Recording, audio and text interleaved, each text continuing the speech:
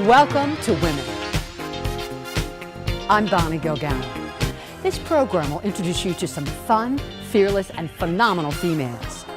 These ladies have fought through tough times, conquered their fears, and seen their dreams come true. They're creative, accomplished, and inspiring. Their stories just might give you the boost and confidence you need to create the life you've always wanted. So come along with us and meet some amazing women.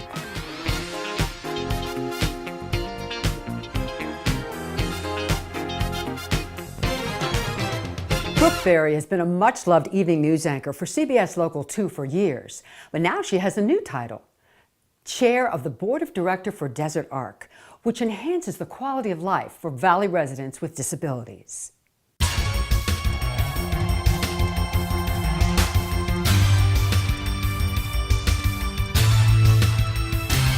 we're here with Brooke Beare, to get that right, who has just become Chair of Desert Arc, Chairman of the Board, or just Chair? What's the official title? I think Chair of the Board of Directors for Desert Arc, yes. But you've been involved with them for quite some time. Since 2010, I joined the board.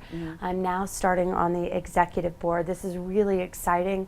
We have so many new things planned for the new year. We've contributed so much to the community over the last 7 years that I've been on the board.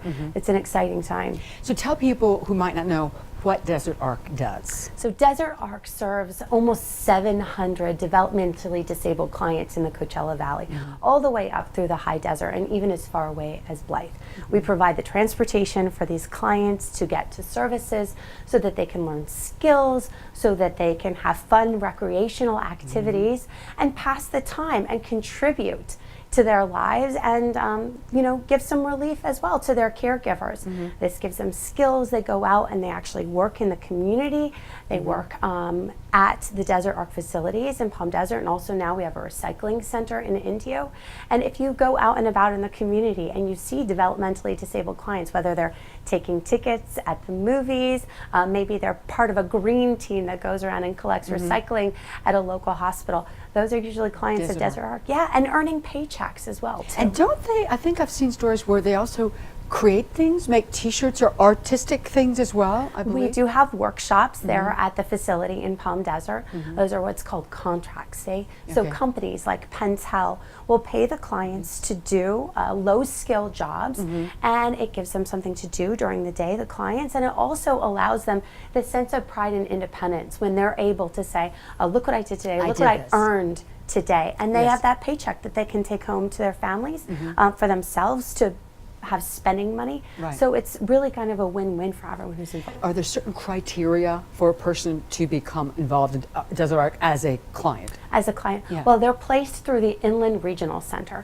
So if you have a family member who's developmentally disabled and they're adult, they've gone through the school system, and now it's time for them to do independent skills. They'll get placed through the Inland Regional Center in San Bernardino with a different organization. So Desert Arc is one of these, and it employs the most number of people in the Valley, like I said, almost 700.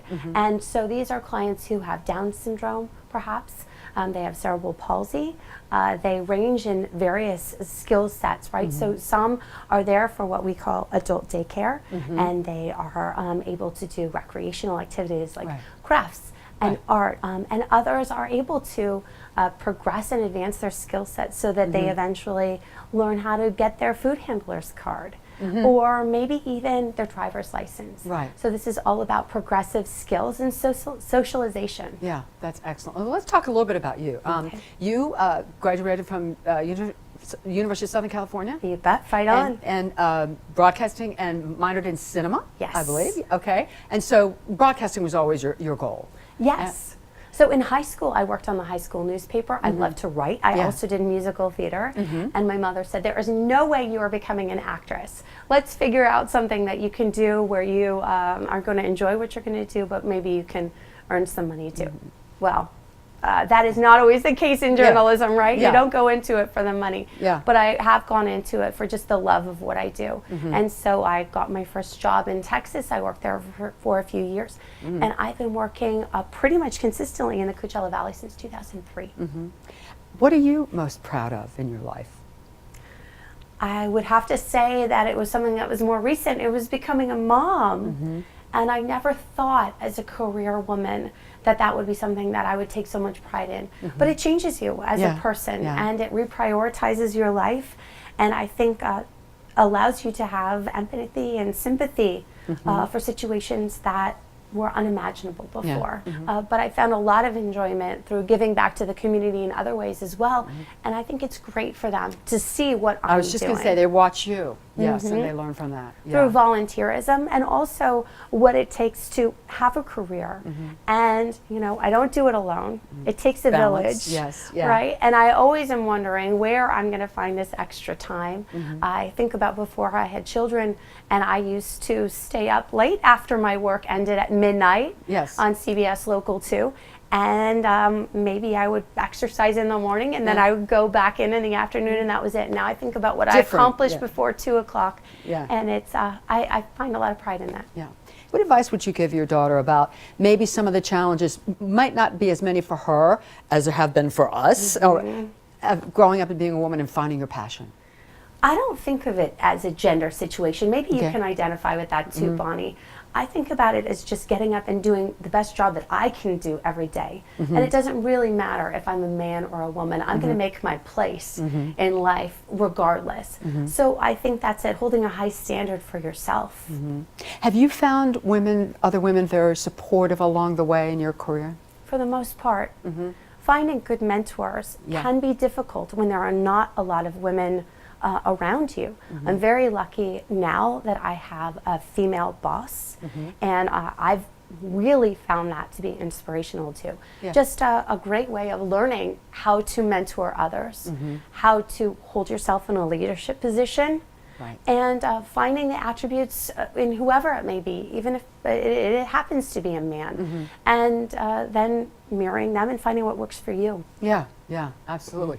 Well, Brooke Beare, you see her on the news every evening, and now she has this great new title, Chair of Desert Arc, that does such wonderful work. Thank you so much for being, contributing so much to the Valley and being an inspirational woman. Thank you so much, and thank you to everyone as well who has helped Desert Arc over the years, and we've made some great progress in trying to look for more recognition here in the Valley for what we're doing. Excellent. Thank you, Brooke. Stay tuned. Profiles of more great gals ahead. There are thousands of dogs and cats housed in shelters that need your help.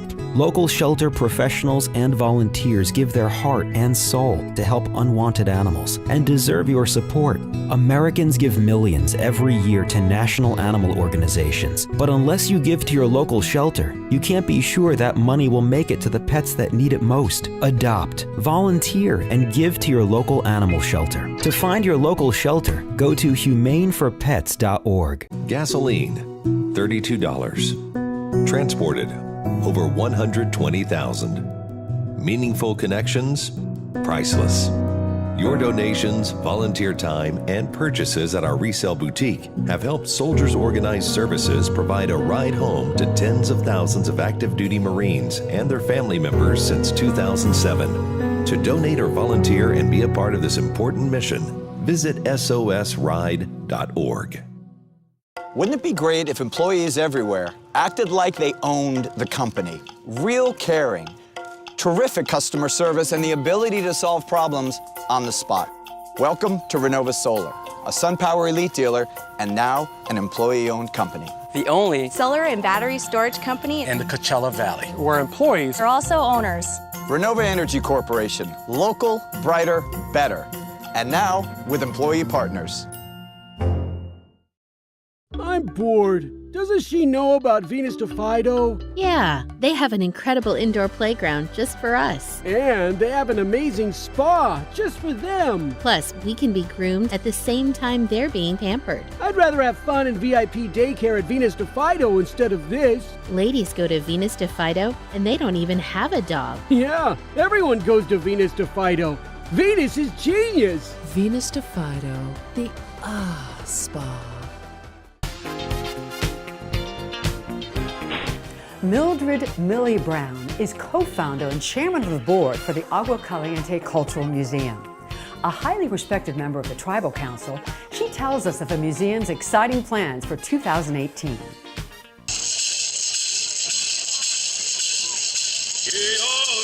So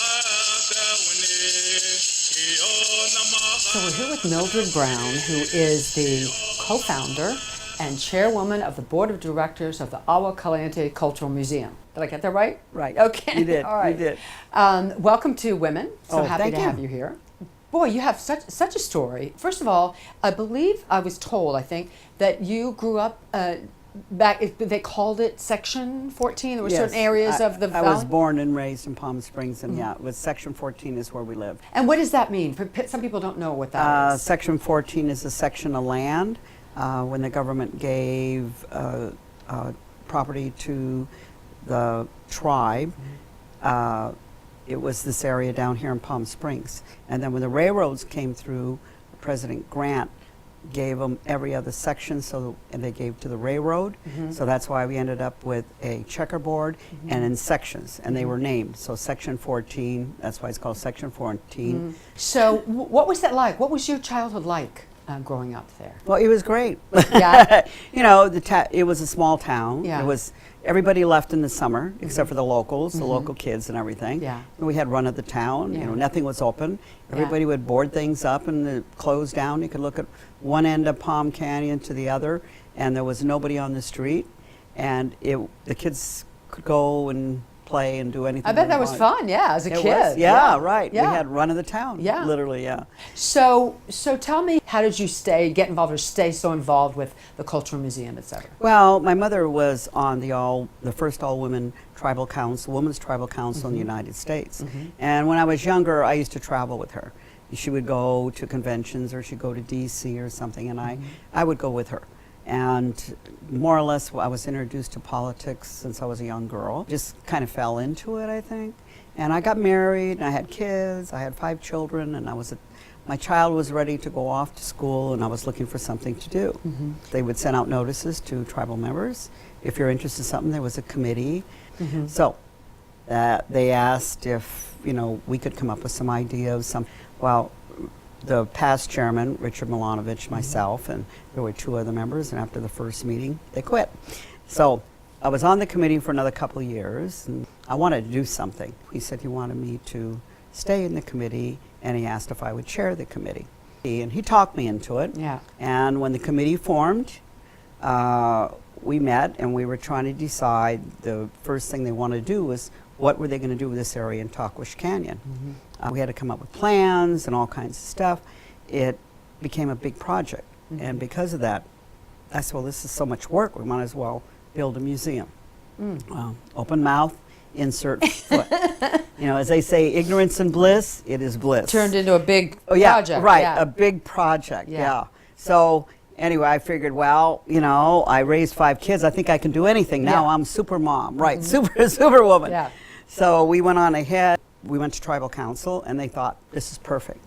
This is perfect. And so they decided that this would be a good way for them to be able to come out and present. Tell the real story. Yes, the real story, and present it our way, and not everybody always interpreting what we think. And then they gave their permissions. We were separated from the tribe, and we became almost like a stepchild, because in the bylaws that they wrote and everything, they wanted to make sure that people understood that we were part of it. We were different. We were a separate entity. We were going to be a 501c3, and this gave us the best chance for success, for us to be able to raise money in the community, be part more of the community, to be able to teach the culture in a way that people would understand, and school kids, by having a school system in there and everything. Yeah. So it was a lot of plans that we put into this. We didn't quite know what a museum was. We all go to museums, but do you really know what a museum? To create one. Yeah, to create one. Yeah. You always see an exhibit and you think, well, that was a great exhibit, I loved it.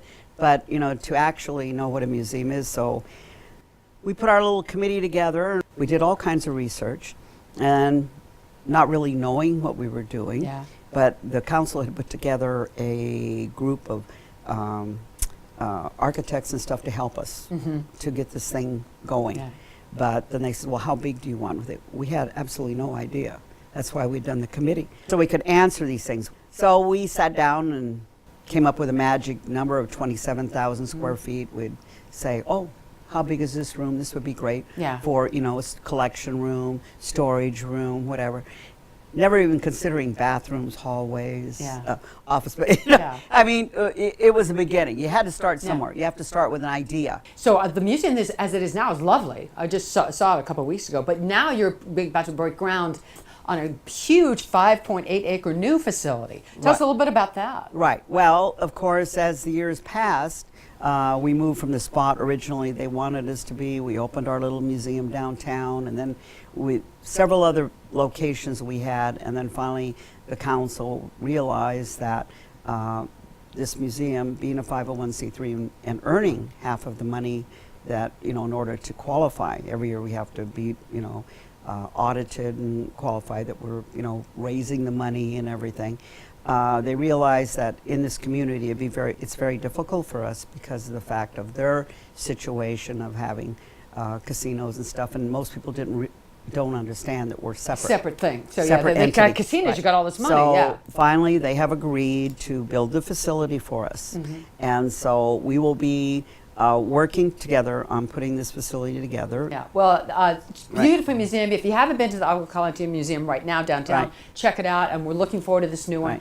A fascinating story. I know we could talk for hours, but thank you so much, Mildred you're Browne. welcome. It's lovely to meet you, and the tribe, it's such a part of the valley, and you guys the tribe just, of course, is very generous, and it's wonderful history that we all should know about, but thank you so much for being here. You're welcome. I really love to meet you. Stay with us for more amazing women. I would like to suggest fitness classes which will be beneficial to your health and well-being. You're right.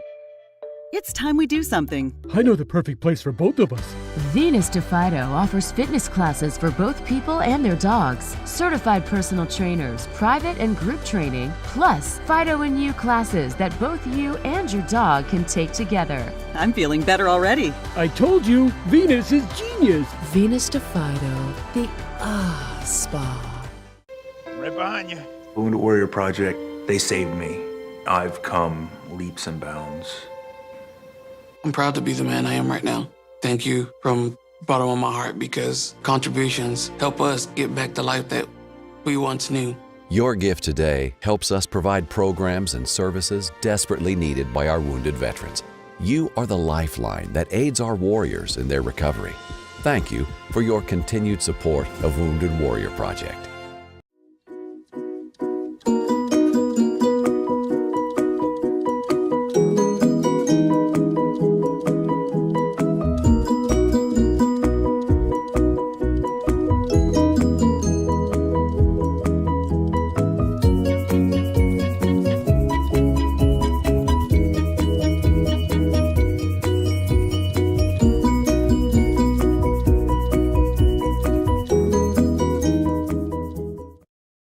Gasoline, $32. Transported, over 120,000. Meaningful connections, priceless.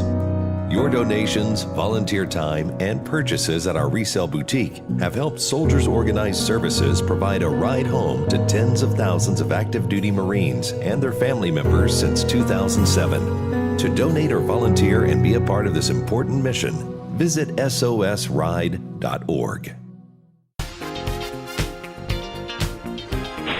Guide Dogs of the Desert Executive Director Sarah Clapp updates us on the wonderful work her organization does, matching guide dogs with those who desperately need them, and introduces us to one of her four-legged ambassadors.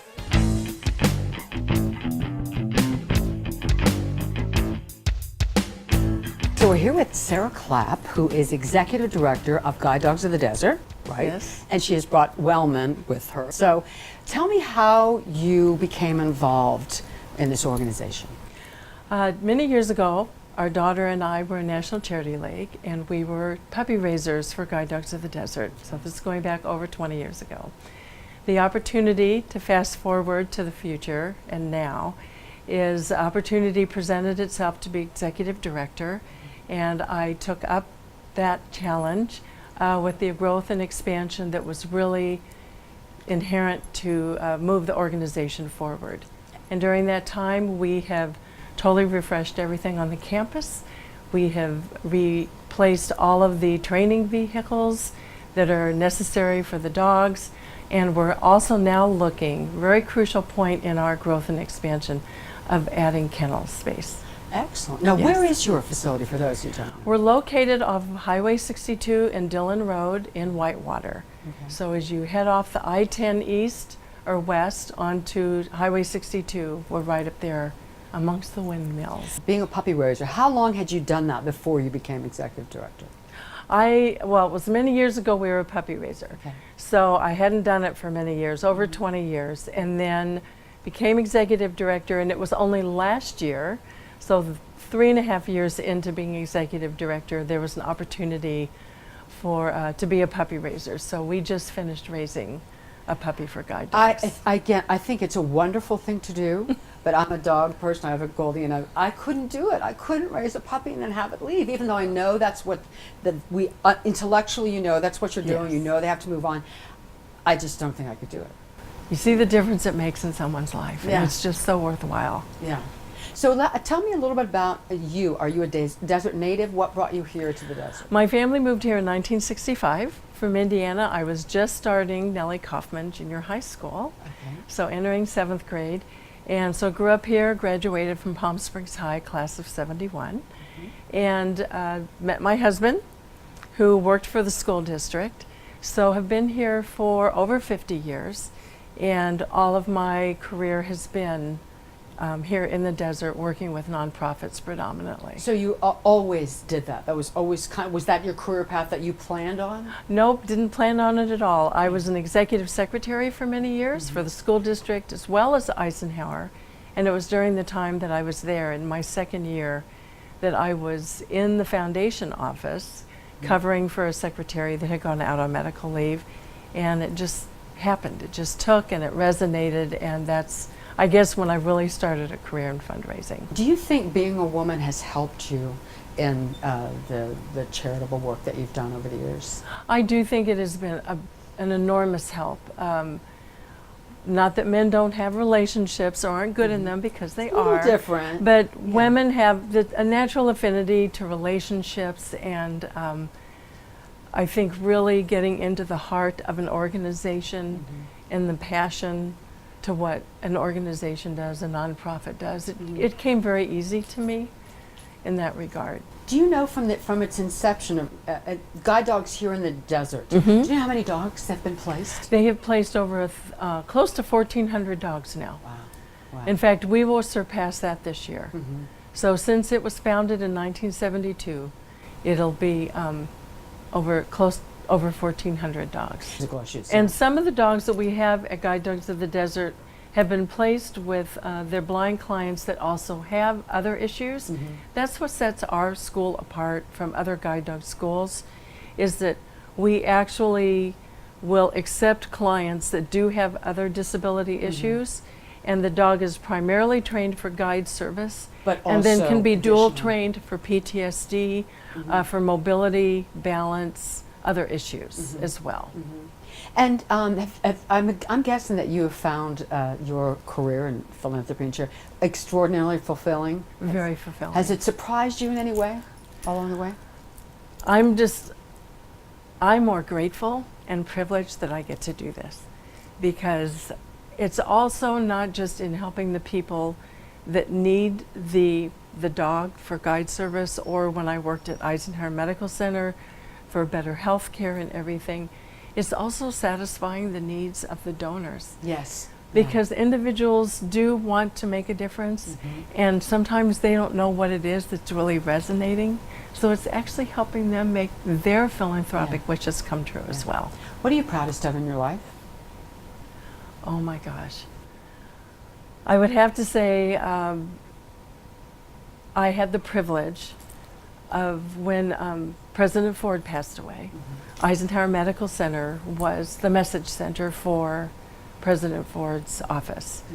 And I had the privilege of being one of the main coordinators for that whole 4 or 5 days that we had here in the desert with he and taking the messages for the family. And that was, I'm sure, a big job. Yes. What advice would you have for young women who maybe haven't found their passion yet, their dream, their career path, or something that makes them excited to get up in the morning? What advice would you have for them?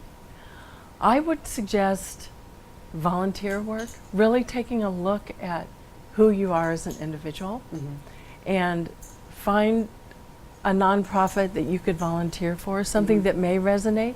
And you may have a few hits and misses that's how you along find the it. way. That's Trial how and you error. find it. Yes. I would have never, when I started out, thought that I was going to do this. Yeah. And it's exactly it. And I think that's really what it is, and to listen to yourself and follow your dreams. Yeah, yeah.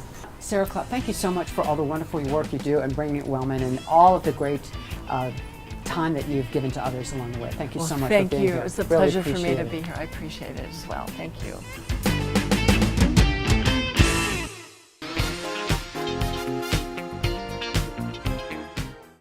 Right behind you. Wounded Warrior Project, they saved me. I've come leaps and bounds. I'm proud to be the man I am right now. Thank you from the bottom of my heart, because contributions help us get back the life that we once knew. Your gift today helps us provide programs and services desperately needed by our wounded veterans. You are the lifeline that aids our warriors in their recovery. Thank you for your continued support of Wounded Warrior Project.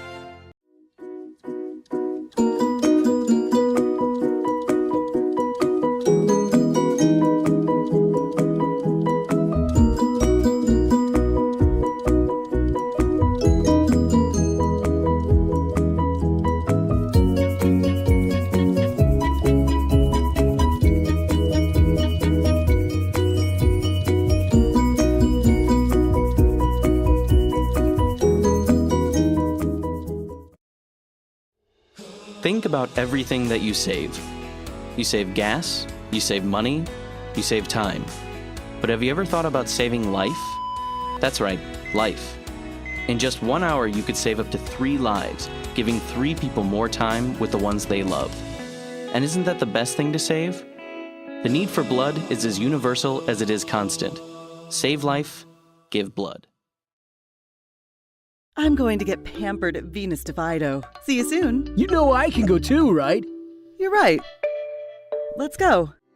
Discover the Valley's only salt cave for a completely natural cleansing experience that can also effectively treat all kinds of health conditions, all while your dog will be having as much fun as you. You're glowing. I feel amazing. Did you have fun? The coolest time ever. Venus is genius. Venus de Fido, the spa. Thank you for joining us for this edition of Women. We hope you've been inspired to take the next step to follow your own dreams. See you next time.